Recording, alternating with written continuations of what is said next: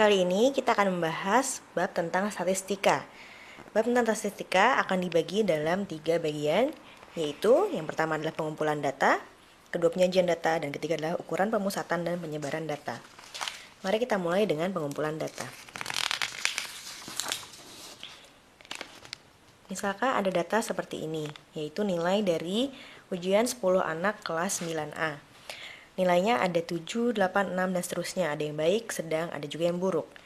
Setiap satu nilai tersebut dinamakan dengan datum, satu informasi. Sedangkan kumpulan dari semua datum tersebut ke 10 hal ini bisa kita sebut sebagai data. Data terbagi menjadi dua, yaitu data kualitatif dan data kuantitatif. Data kuantitatif adalah data yang tersusun dari angka atau nilai, yaitu data tersebut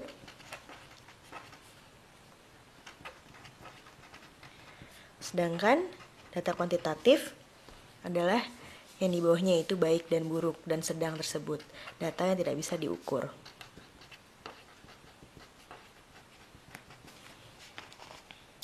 Selanjutnya kita punya yang dinamakan dengan statistika.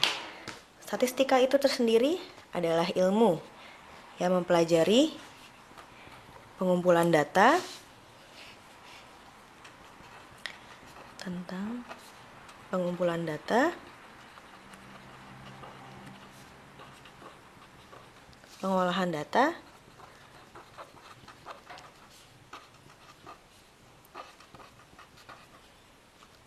dan penarikan kesimpulan atas data-data tersebut.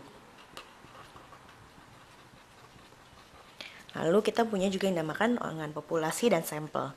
Populasi adalah semua dari objek pengamatan.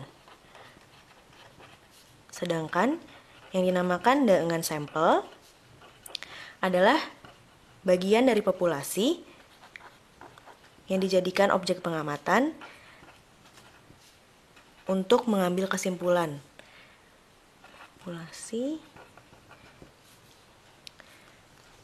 Jadi sampel tersebut diambil, diamati, dan ditarik kesimpulan mengenai dari populasi tersebut. Selanjutnya kita masuk ke penyajian data. Kedua adalah penyajian data. Penyajian data dapat disajikan menjadi bentuk tabel atau diagram. Kita mulai dengan tabel. Jika kita memiliki data nilai ulangan matematika kelas 9B, di sini terdapat 30 data. Untuk mempermudah kita dalam melihat data-data tersebut, kita dapat menjadikannya dalam bentuk tabel, yaitu mengubah data tersebut menjadi seperti ini. Di sini kita dapat melihat bahwa jumlah turus adalah jumlah siswa yang diambil dari data di atas. Dengan tabel seperti ini, kita dapat dengan lebih mudah melihat berapa jumlah siswa yang mendapatkan nilai 5, berapa yang dapat nilai 6, dan seterusnya. Selanjutnya adalah diagram. Diagram memiliki 4 bentuk, yaitu diagram gambar, diagram batang, diagram garis, dan diagram lingkaran. Yang pertama adalah diagram gambar. Jika diketahui jumlah penduduk kelurahan A adalah 500 orang, kelurahan B adalah 450 orang, dan kelurahan C adalah 300 orang, kita dapat mengubah data tersebut menjadi bentuk diagram gambar, yaitu seperti ini. Jika satu gambar orang melambangkan 100 orang, maka kelurahan A dapat digambarkan dengan 5 orang, kelurahan B dengan 4,5 orang, 4,5 orang, dan kelurahan C dengan 3 gambar orang. Semudah itu. Selanjutnya adalah diagram batang. Jika diketahui suhu minimum dan suhu maksimum di 5 kota adalah sebagai berikut, disajikan dalam tabel. Suhu minimum dari kelima kota tersebut bisa digambarkan menjadi diagram batang vertikal dengan sumbu X melambangkan kota dan sumbu Y melambangkan suhu minimum dalam derajat Celcius. Maka diketahui bahwa kota A suhu minimumnya adalah 10 derajat Celcius, kota B dan C adalah 15 derajat, kota D 12 derajat, dan kota E adalah 20 derajat Celcius. Sedangkan untuk suhu maksimum kita bisa menggunakan diagram batang horizontal, yaitu dengan sumbu X melambangkan suhu maksimum dalam derajat Celcius, sedangkan kota A, B, C, dan E dilambangkan dengan sumbu Y. Sehingga diketahui bahwa suhu maksimum kota A adalah 25 derajat, suhu maksimum kota B adalah 30, kota C adalah 32, kota D adalah 27, dan kota E adalah 25 derajat Celcius. Selanjutnya adalah diagram garis. Jika diketahui jumlah pelanggan warung Buminah setiap bulan di tahun 2011 adalah sebagai berikut, maka kita akan bisa membuat diagram garis dari data tersebut.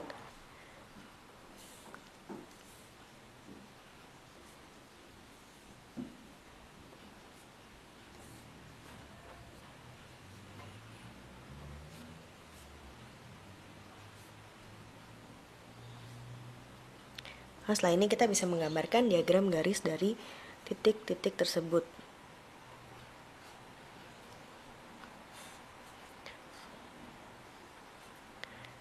Hingga menjadi seperti ini.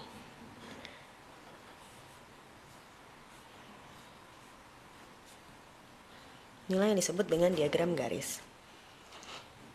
Selanjutnya kita juga memiliki yang dinamakan dengan diagram lingkaran. Jika diketahui data dari klub bola yang disukai 40 anak kelas 9C adalah sebagai berikut, maka kita dapat membuat tersebut dalam diagram lingkaran dengan potongan sudut seperti berikut. 10 dari 40 anak menyukai Manchester United, sehingga 90 derajat dari lingkaran adalah Manchester United. 12 anak menyukai Arsenal, yaitu 108 derajat, 8 anak yaitu 72 derajat, 5 anak adalah 45 derajat. Sehingga kita dapat membuat seperti ini. Sekitar 90 derajat menyukai Manchester United, sekitar 108 derajat menyukai Arsenal, sekitar 72 derajat menyukai Liverpool, 45 derajat menyukai Chelsea, dan Manchester City. Maka terbentuklah diagram lingkaran. Setelah kita mempelajari keempat diagram, kita selanjutnya akan mempelajari tentang ukuran pemusatan data dan ukuran penyebaran data. Dalam ukuran pemusatan data, terdapat 3 istilah yang sering kita gunakan, yaitu min, modus, dan median. Min adalah rata-rata dari data yang kita miliki. Cara mencari min adalah jumlah seluruh datum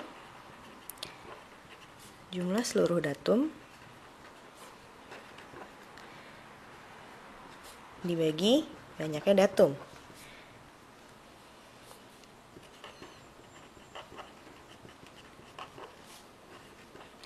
Atau jika ditulis dalam rumus, maka min atau X bar adalah X1 ditambah X2 ditambah seterusnya hingga Xn dibagi N, yaitu jumlah data. Yang kedua adalah modus, yaitu nilai yang paling sering muncul. Jika kita memiliki data sebagai berikut, maka nilai yang paling muncul dalam data tersebut adalah angka 2 yang muncul sebanyak 3 kali. Maka modus dalam data tersebut adalah angka 2. Selanjutnya yang terakhir adalah median, yaitu nilai tengah dari satu data yang telah diurutkan. Jika kita memiliki data seperti ini, maka kita harus mengurutkan data tersebut menjadi 5, 6, 6, 6, 7, 7, 8. Karena di sini ada 7 data, maka nilai tengahnya adalah angka 6. Sekarang kita akan mempelajari ukuran penyebaran data. Terdapat 2 hal yang harus kita ketahui, yaitu jangkauan dan kuartil. Jangkauan adalah selisih dari datum terbesar dengan datum terkecil. Kita harus mengurutkan data tersebut terlebih dahulu hingga menjadi 16, 18, 25, 26, 30, 45. Sehingga jangkauan atau J adalah 45 dikurangi 16, yaitu 29. Yang kedua harus kita ketahui adalah kuartil. Kuartil dapat diperoleh dengan membagi suatu data terurut menjadi 4 bagian yang sama besar. Kemudian kita akan memperoleh 3 kuartil, yaitu kuartil bawah, kuartil tengah atau median, dan kuartil atas. Misalkan data yang kita miliki adalah sebagai berikut. Setelah diurutkan, datanya menjadi, di sini terdapat 11 datum. Jika kita ingin mendapatkan keempat kuartil, kita harus mulai dengan mencari kuartil tengah. Dari 11 datum tersebut, maka kuartil tengahnya adalah data yang di tengah, yaitu 35. Ini adalah kuartil tengah atau yang kita sebut dengan Q2. Sedangkan kuartil atas atau kuartil 3 adalah setengah dari kuartil di bagian atas. Maka 45 adalah Q3. Sedangkan kuartil 1 atau kuartil bawah adalah nilai tengah di sisi kiri dari. Sekianlah pelajaran kita mengenai statistika hari ini. Sekian pelajaran kita mengenai statistika hari ini.